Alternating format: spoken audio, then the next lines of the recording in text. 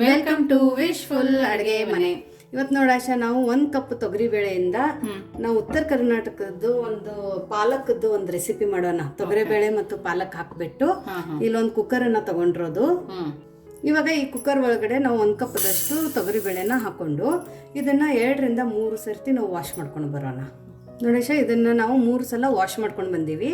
ಇವಾಗ ನಾನು ಇದ್ರ ಒಳಗಡೆ 1-2 ಗ್ಲಾಸ್ ಅಷ್ಟು ನೀರನ್ನ ಹಾಕೋತೀನಿ. ಒಂದೊಂದು ಬೇಳೆ ಒಂದೊಂದು ಥರ ಬೇಯೋದ್ರಿಂದ ನೀವು ನೋಡಿ ನೀರನ್ನ ಹಾಕೊಳ್ಳಿ. ಬೇಳೆ ಚೆನ್ನಾಗಿ ಬೇಯಬೇಕು. ಹೌದು, ನೀವು ನಾರ್ಮಲ್ ಆಗಿ ಬೇಳೆ ಹೆಂಗ್ ಬೇಯಿಸ್ಕೊತೀರಾ ಆ ತರ ಬೇಯಬೇಕು.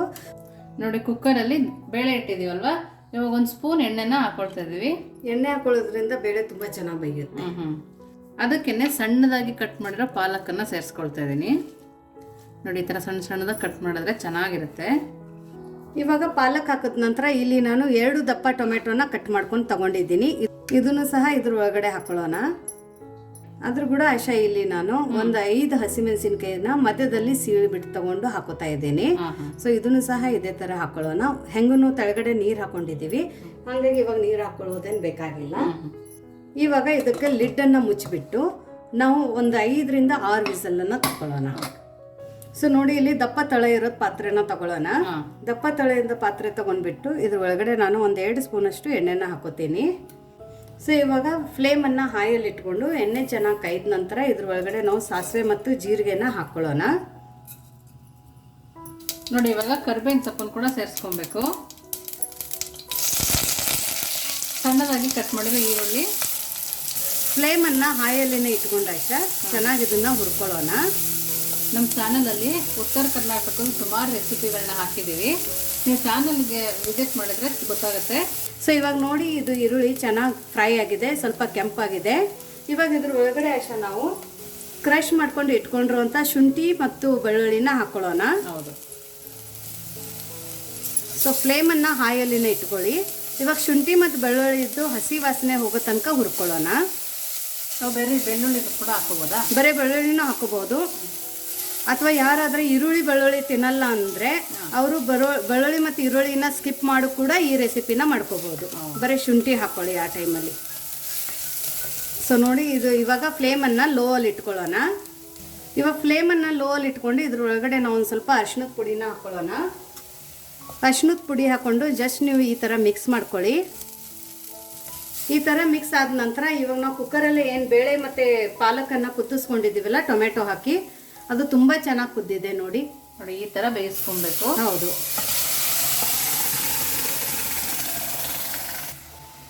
ಸೊ ನೋಡಿ, ಇದನ್ನ ಎಷ್ಟು ಚೆನ್ನಾಗಿ ಸಾಫ್ಟಾಗಿ ಕುದ್ದಿದೆ ಅಂದರೆ ನಮ್ಗೆ ಸ್ಮ್ಯಾಶ್ ಮಾಡೋದು ನೀಡಿಲ್ಲ. ಅಷ್ಟು ಚೆನ್ನಾಗಿ ಬಂದಿದೆ ಅದು. ಹೌದು, ಅಷ್ಟು ಸಾಫ್ಟಾಗಿ ಬೇಯಿಸ್ಕೊಳ್ಳಿ. ಇದನ್ನೆಲ್ಲ ನಾವು ನೀಟಾಗಿ ಮಿಕ್ಸ್ ಮಾಡ್ಕೊಳ್ಳೋಣ. ಇವಾಗ ಇದ್ರ ಒಳಗಡೆ ನಾವು ಬಿಸಿ ನೀರನ್ನು ಹಾಕೊಳ್ಳೋಣ. ಆಶಾ, ನಾವು ಇದಕ್ಕೆ ಬಿಸಿ ನೀರನ್ನೇ ಹಾಕೋಬೇಕಾ? ಹೌದು, ಯಾಕಂದರೆ ಬೇಗ ಕುದಿ ಬರುತ್ತೆ, ತುಂಬ ಗಟ್ಟಿ ಆಗುತ್ತೆ. ನಾನೊಂದು ಸ್ವಲ್ಪ ತಿಳು ಮಾಡ್ಕೋತೀನಿ. ಯಾಕಂದರೆ ನಾವು ಇದನ್ನ ಪಾಲಕ್ ದಾಲನ್ನು ಚಪಾತಿ ಜೊತೆ, ರೊಟ್ಟಿ ಜೊತೆ, ಅನ್ನದ ಜೊತೆ ತಿಂತೀವಿ. ಮುದ್ದೆ ಜೊತೆ ಕೂಡ ತುಂಬ ಚೆನ್ನಾಗಿರುತ್ತೆ. ಸೊ ಇದನ್ನ ಒಂದು ಕುದಿ ಬರಲಿ. ಸೊ ನೋಡಿ, ಇದು ತುಂಬ ಚೆನ್ನಾಗಿ ಕುದಿ ಬರ್ತಾ ಇದೆ. ಇವಾಗ ನಾವು ಇಲ್ಲಿ ರುಚಿಗೆ ಉಪ್ಪನ್ನು ಹಾಕೊಳ್ಳೋಣ. ಯಾಕಂದರೆ ಮುಂಚೆ ನಾವು ಉಪ್ಪನ್ನು ಹಾಕೊಂಡಿರಲಿಲ್ಲ. ಸ್ವಲ್ಪ ಬೆಲ್ಲನ ಹಾಕೊಳ್ಳೋಣ.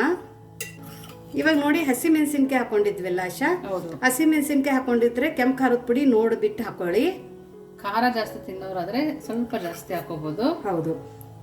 ಇವಾಗ ಇಲ್ಲಿ ನಮ್ದು ಉತ್ತರ ಕರ್ನಾಟಕದ ಖಾರದ ಪುಡಿನ ಹಾಕೊಳ್ಳೋಣ, ಒಂದು ಅರ್ಧ ಸ್ಪೂನ್ ಅಷ್ಟು. ಅದಿಲ್ಲ ಅಂದ್ರೂ ಹಾಗೆ ಮಾಡ್ಕೋಬಹುದಲ್ವಾ? ಅದು ಇಲ್ಲ ಅಂದ್ರೆ ಬರೀ ಕೆಂಪು ಖಾರದ ಪುಡಿಯಲ್ಲಿ ಮತ್ತೆ ಹಸಿ ಮೆಣಸಿನ್ಕಾಯಲ್ಲಿ ಮಾಡ್ಕೋಬಹುದು. ಸೊ ಇದನ್ನ ನೀಟಾಗಿ ನಾವು ಮಿಕ್ಸ್ ಮಾಡ್ಕೊಳ್ಳೋಣ. ಮಿಕ್ಸ್ ಮಾಡಿಕೊಂಡು ಒಂದು 5 ನಿಮಿಷ ಇದನ್ನ ಕುದಿಸ್ಕೊಳ್ಳೋಣ ಆಶಾ.